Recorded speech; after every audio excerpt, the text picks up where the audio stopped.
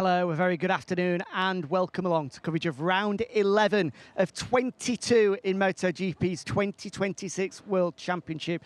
That's right, the official halfway point will be reached this weekend as we then go into our summer break, meaning that there is plenty on the line, none more so after that dramatic Dutch TT weekend just a couple of weeks ago. Jack Appleyard and Louis Suddaby here previewing a weekend where we could see any one of four riders go into the summer break leading the MotoGP World Championship. It currently is Jorge Martin that tops it, but within 25 points of him are Marco Bezzecchi, Fabio Giannantonio and Ayagura. And I think since we're at the Saxon Ring, be remiss of us not to mention a certain Marc Marquez, who goes for a record equaling 10th career win around this place this weekend. Set up quite nicely, you feel, for what's going to be a big weekend with everyone trying to pick up that important word momentum going into a 3-week-long summer break. Yeah, where has all this time gone in 2026? Yeah, It's been such a fun season for us to follow. I hope it's been as fun for you watching at home. We've had so much unpredictability. Yet another different winner in the form of Ayagura, as you mentioned, back in Assen. He has that. Hasn't gone anywhere, and he'll be expecting to take a big bite out of their points advantage here. Absolutely. Plenty for us to cover. We've had an array of announcements for 2027 coming from the likes of the factory Yamaha squad, the factory KTM squad, from Gresini Ducati, who we'll be hearing from one of their riders very shortly, as well as some confirmations with regards to teams remaining with manufacturers, both Gresini and VR46 during World Ducati Week last weekend, confirming that they will be staying with the Bologna factory. But we'll come to that. We'll hear from Marc Marquez and Joan Mir as well, as then leading you into the press conference. 4 riders today as well. It's a busy 45 minutes, an hour coming up. If you're a MotoGP fan, then stick with us. But we'll firstly preview with the time we've got before Alex arrives by looking ahead to this weekend. We should start with, I think, Marc Marquez. As we mentioned, it could be a record equaling career 10th victory around this place. There's no point getting away from it. It comes into the weekend as the red-hot favourite. Can anybody stop him? I think Marc's probably the only rider who can. We have seen Marc Marquez hurt himself here as much as he's done the majority of the winning in his career here. Think back to that memorable, not for the right reasons for Marc Marquez, German Grand Prix back in 2023, when I think it was at that point that we all recognised this time with Honda was up, when he was slumped over the tarmac or over the tyre barrier after his 5th crash of the weekend. It's going to be interesting to see just how strong and how superior Marc Marquez is this weekend, because as much as our expectations were low for Marc in Assen, I think from my point of view, Marc still didn't quite meet the expectations we had of him. I think we thought Marc would be a little bit stronger than that. Got beat by Alex. Got beat by Alex, who was far from 100% fitness. Was a little bit fortunate, you have to say, to get out of there with the quantity of points that he got, but that's part of the game, ultimately. Riders fell off the racetrack ahead of him. Marco Bezzecchi, of course, fell off the track from right behind him in the early stages of the race. I think if you'd offered Marc the point situation coming out of Assen, I think he would have settled for that. So he'll come here, I guess, feeling pretty positive, coming to a circuit that we know he's super strong at. And I think the big clues would come from Balloton Park a couple of races ago that, all right, we've only had one previous visit prior to this year to really base it on, but Marc Marquez dominating around another anti-clockwise circuit. So he will be expecting to do much the same here this weekend, and the onus will then be on the Aprilias and I guess Fabio Giannantonio, who we also count as a title contender. The weekend at Assen, 40 points adrift of the World Championship leader. Left Assen, 40 points adrift of the World Championship leader. But as you rightly say, in circumstances that I think he probably would have been frustrated by, you could sense when he spoke to the media afterwards, there wasn't that same spring in the step. I think it had surprised him, the lack of physical ability, the physical duration that he had during that Dutch Grand Prix. Closest competitors, well, I think you'd have to start with either the man that leads the World Championship in Jorge Martin, who's had some pretty good results, a former MotoGP winner around this place, or our latest MotoGP victor in Ayagura's Alex Rins. So just go straight through the middle of shot. We'll allow him to do that, no problem, Alex. Out of those two, you think those are the two that maybe certainly will have the most confidence behind them and as a result could potentially get closest to Marc? Yeah, I mean, it's difficult. We're going to hear from Marco Bezzecchi later in the show. It's difficult to really know what to expect from him until we see him on track, given how he's feeling physically. So that would lead you to look at Martin and Ayagura from an Aprilia point of view.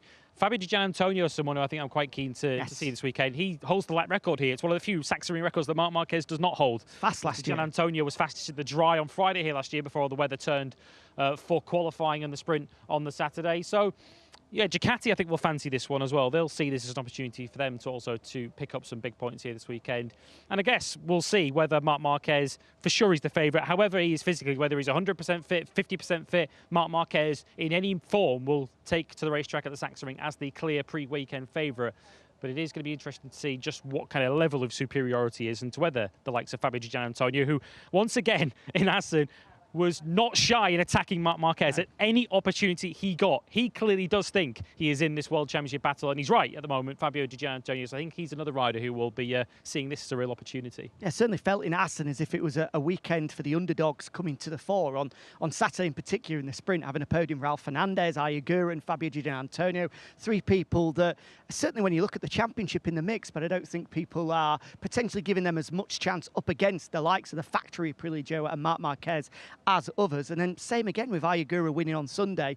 You look at the championship picture and those in the best form at the moment are those sort of underdog types that are quite happy to stay under the radar, but it feels after Assen they no longer are able to go under the radar. Agura in particular, his sort of MO for the vast majority of the year has just been quietly going about his work. Well, now that he's a MotoGP winner, now that the form book reads second, first, all eyes are on him. It is, and Ayagura has clearly addressed one of his big weaknesses as a MotoGP rider, the qualifying. We asked after Brno, didn't we, whether that was just going to be a one-off or whether Ayagura has genuinely fixed his qualifying woes. He's clearly fixed them because he qualified up at the sharp end, that all Aprilia front row of the grid, the top four look out of the grid for Aprilia back in Assen.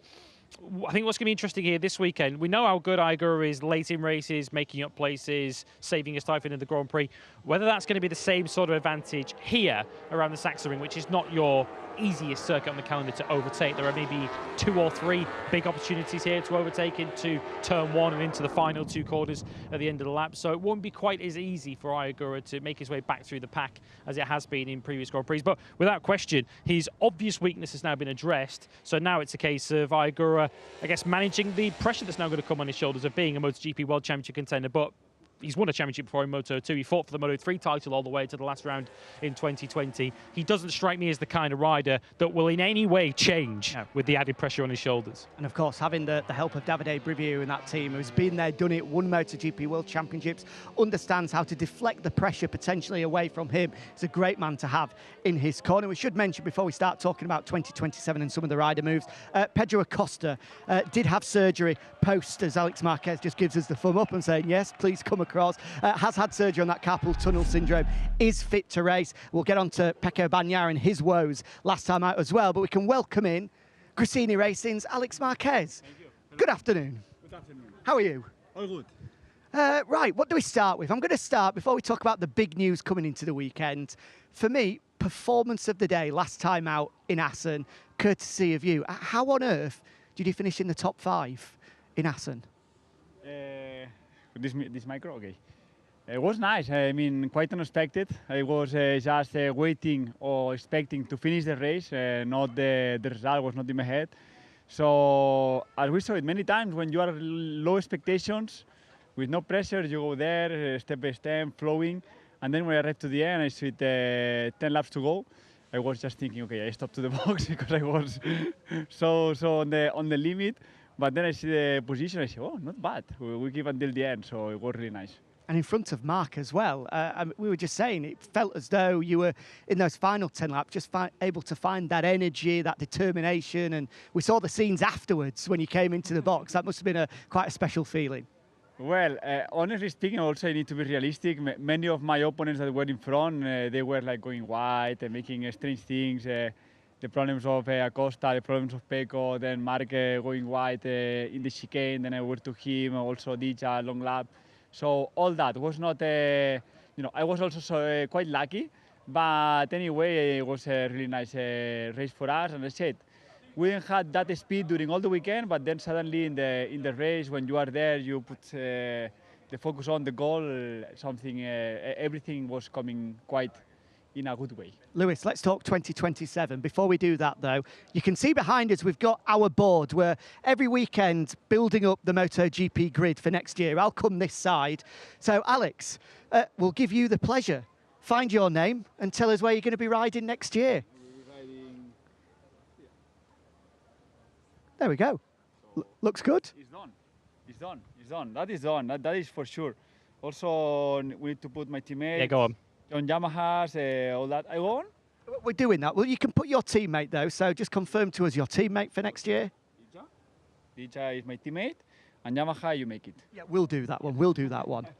Lewis? Tell us how excited you are then about, I guess, when the contract renewal point was coming up for this season into next year. I guess your big target going into that was to be a factory rider once again. Just give us your emotions and how excited you are at achieving that. Yeah, it was my target. Last year when I finished being the runner-up of 2025, you know, making a really good season with a lot of points. I just put it that target to be factory, especially because next year with the new rules, all that will be so important to have all the upgrades, you know, at the moment, you know. So I say, okay, we need a factory contract, but especially factory team, you know, to be there. And KTM came to me really directly, you know, really like, we need you, we want you, and we want you in our project. And, you know, I have many people there inside KTM working from the past that they worked also for me. And I was just trying to, some calls and all that, and I say, okay, it's a project that I always like it, that I think that can be super, super fast. And why not to be the surprise next year? Because you've been a factory rider before, because that was your first season in MotoGP when you were with the factory Honda team. I guess you feel now at a stage in your career where you're now ready to lead a factory in MotoGP. Yeah, I think that, you know, I'm 30 years old and it's the moment. I have the experience. I think also that will be quite important next year with the new tires, new rules and all that to can give all the information really deeply and really direct to all the factory. But you know, I'm a rider, I'm not an engineer, so my work is my work is to be fast as track and to get the maximum podiums and victories for the factory, as is what we will try. Alex, you mentioned all the benefits of a factory contract. You didn't mention the fact a bit more money as well, I hope. But that was not the priority, honestly speaking. Nice, though. It's also that change. The people when change from work, also they try to watch or to see, no, how many money you can get. But that was not the main priority. The priority was the project, the people that were inside, and you know, my dream to be factory rider in a factory team. Absolutely. Well, a lot to look forward to next year in orange, but you're doing a good job in blue at the moment. We're about to go up to speak to the man that's going to replace you in some sense in Joan Mir. Have you got any advice for him stepping across to Gresini? What sort of a team is he going to step into?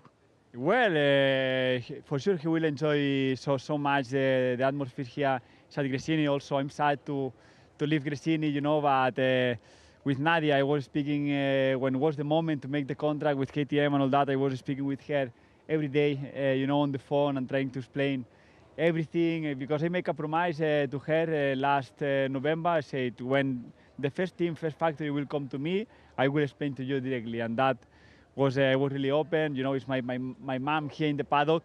So yeah, she was sad, but at that moment, also at the same moment, she was super happy for me, because she said to me, you deserve it. So, and Joan, I think he will find the best atmosphere to again get the results. The bike will be really competitive for sure, but also especially the team, how everything is doing here inside this garage is amazing. Absolutely, we can always see that atmosphere down at Gresini. So have a good weekend. We look forward to next year. Before we head down to hear from Joan Mir, then why don't we focus on one man that's been on this board probably as long as anybody else. We know he's going to be here in 2027, but will it be as world champion in 2026? There's certainly been some bumps in the road, none more so than last time out with that huge high-speed off in the opening laps of the Dutch Grand Prix. First time to hear from him since that. Good news, he is here, he is past fit, he is ready to ride, but how is it? Marco Bezzecchi speaking to us earlier today.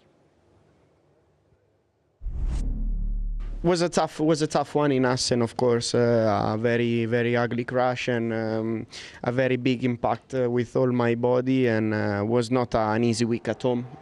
Sincerely, to spend a couple of days at home was good, but my physical condition was tough. Fortunately, no broken bones, but my body is completely sore, and was tough. But I'm very happy to be here because was not easy. So I'm satisfied already from this, and of course. The approach of the weekend will be a little bit different, but as I said, very, very happy to be here. Have you been able to do much training, or has it just been about trying to recover as quick as possible to be ready enough for the Sachsenring? Yeah, well, I tried, of course, to train a bit, but wasn't easy because was not only one part of the body that was painful, but was overall everything, because the heat was huge. My upper body, my legs as well. So yeah, was not an easy week, but we are here, so it's good. As you say, the expectations a bit different to normal. What would you be happy with come Sunday in terms of obviously points before the summer break, and then hopefully Silverstone you're back to full fitness? So what's the target this weekend? Yeah, obviously I would love to go to the summer break with a very good result, but realistically the target has to be different. I will try to approach session by session, starting from tomorrow's FP1. And hopefully I will feel in a decent way. I will have to manage a lot through the days and through the sessions to try to save the energies for the races. And so because of this, I don't really have a real target. I want to see how it goes. I want to enjoy on the bike because I miss many laps from the last GPs, from Balaton race to here. So. Yeah, this will be the target. Just enjoy and hopefully feel good. So there we go, Marco Bezzecchi speaking earlier today. And just by chance, we found him in the paddock. He has to run off. We're going to get in trouble for this. But Joan, Danny, if you could just confirm for our 2027 grid. So if you could grab your face, Danny, here, and just put it in Gresini. And Joan, the same. You take... No, Danny, if you can take your name and put it into the team. So then we have confirmed our lineup for 2027. I know you need to run, so very quickly. Happy to be moving up to MotoGP? Yeah, really happy. Perfect. There we go. We'll let you run. I'm going to get in trouble for that, but anyway, we've got it done. We've got confirmation. He's happy to be there. Joan, how are you? Firstly, good to see you here. Same question. Happy to be joining him next year? Yeah, for sure. As you can imagine, it's a very natural step that we could that I should do. I'm super happy. I think Team Gresini is a very nice place. I think that they were looking for something very similar than me. No, our career probably. I think. We could raise up a little bit all the efforts. After 4 difficult years here where I am, I'm hungry to do something more, and I think Team Gresini was the best option for me. All the riders that they had, they were successful, so this is something that gives me plenty of confidence, as you can imagine, and yeah, looking forward. Yeah, they've won a MotoGP race with every rider they've had since moving to Ducati. They also have someone in the team, Frankie Carcetti, your crew chief when you won the World Championship with Suzuki in 2020. We've had no confirmation, but I guess it makes a lot of sense that you and Frankie will work together again next year. Is that true? Yeah, well, as you can imagine, that played an important role on my decision because I know Frankie from the past, and for sure we've been very successful together. And you know, for next year, I think we have a lot of work done knowing him, you know, and so it's great. I'm super happy. Thank you also for to all the team for the confidence that they believe in me, as and also I believe a lot in the project and what we can do. I think that is promising.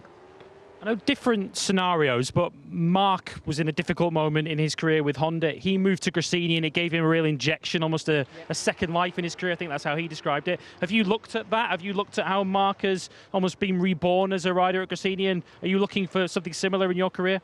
Yes, well, both the Marquez brothers, I think, was a very similar move as what I do. I mean,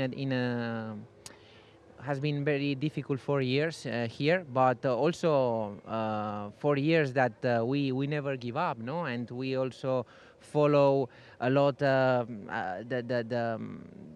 all the team effort that we've doing in these years, even the result was not there. I think is a legacy that will remain here, and that will be amazing, no? I remember in 2023 the package that we had back then and the package that we had now, that in a crazy weekend we can score a podium. This is something that before was not like that. So yeah, just happy with the progress that we've done here, and also happy about what is next. Your new teammates had to run Daniel Holgado, but how excited are you to work with him, and how impressed have you been with his road up to MotoGP to this point? Yeah, well, I think Danny is one of the strongest riders coming from Moto2. Also, he was strong in Moto3. I think he has a very nice school behind him, and I'm sure that he will be fast. Bringing fresh air in a team is always something very nice. So can't wait to start working with him. It's true that it's just half of the year. We have a lot of work to be done here in Honda, and I will try to approach as always at 100%. Yeah, just before we let you go, let's just finally touch on this weekend. Sachsenring, a unique, peculiar circuit. Is this one of those weekends where maybe we can see you make the step and challenge in that top 5 or 6? Who knows? Predictions is something that I never like to do here in MotoGP, but because anything can happen, we all know. But I will give the 100%, and let's see where we are on Sunday. Absolutely, as you always do. And I can see as well, if we zoom in, Joan's already got the shoes for next year as well. Did you buy these last week, just in preparation for next year? Senior edition. Sorry for you, but not. This was already done, the shoes. Well, they'll come in handy next year anyway.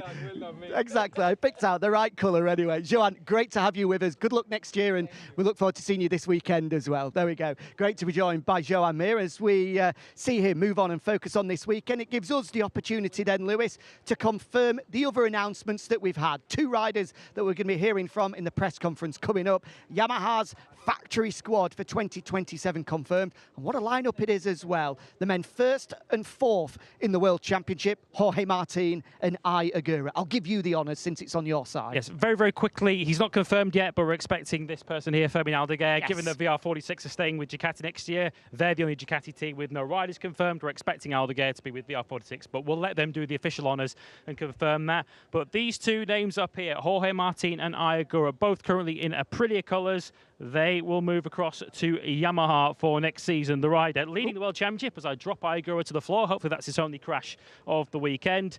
He goes to the factory Yamaha team for next season. So the rider currently leading the World Championship and the rider who won just 2 weeks ago in Assen. A heavyweight lineup for Yamaha. All they've now got to do is give those 2 riders the bike to deliver with. I mean, Yamaha have a genuine chance, which at the start of the season, a quarter through the season, I think people would have been taking you off to a psychiatric hospital if you were saying this.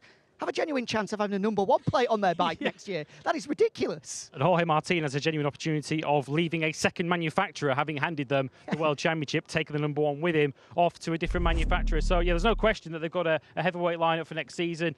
And Jorge Martin, yeah, it's an interesting move, isn't it? Because Yamaha, clearly this V4 project is in its infancy. They're still working their way up. So clearly Jorge Martin has got an awful lot of faith in Yamaha that they're going to ultimately deliver with that V4 package. And Yamaha, of course, have got such a pedigree, of course, various different configurations of MotoGP of producing a winning package. Ai Agura, I think this is going to be a good move for him. He's earned the right to be a factory rider now. And, of course, joining a Japanese factory too in MotoGP, I think he and Yamaha will get on very, very well indeed. We've heard Davide Brivio say it when he announced that Ai Agura would be leaving.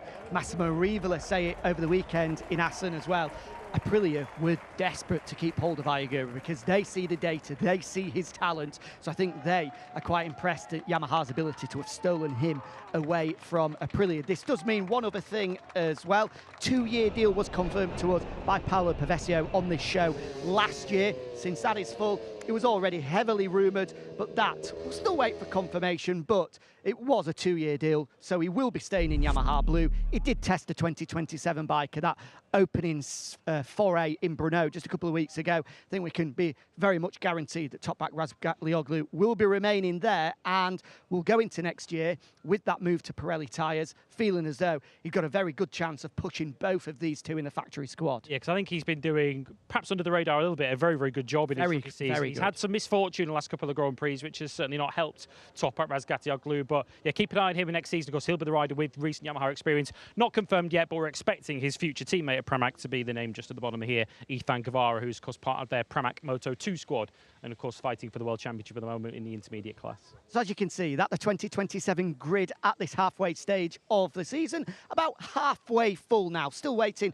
for confirmations, most notably from the factory Honda squad, and then a number of the satellite operations as well. Does seem as though VR46, Trackhouse, Pramac and Honda, we've got a bit of an idea of who may well be going there, but no spoilers here. The interesting one, as Gunter Steiner has told us, that is a fight that is still alive. He's told us that Tectoy wanting an experienced rider and a rookie rider. It seems the experienced rider at the moment, most hotly tipped, is Luca Marini, but we still have the likes of Maverick Viñales, Jack Miller, Brad Binder potentially in the mix. And when it comes to the rookie, World Championship leader Manu Gonzalez and the man that very nearly won the Moto2 race last time out, young Australian Senna Aegis, are the two hottest candidates. But we'll see that all play out over the next few weeks. Before we leave you then, we should focus on the men coming up in the press conference. We've just mentioned these two here, Jorge Martin and Ai Agura, as will be there Marc Marquez as well. And I know a lot of you feel we're going on about Marc Marquez, but how much of a statement would it be for him to win this weekend,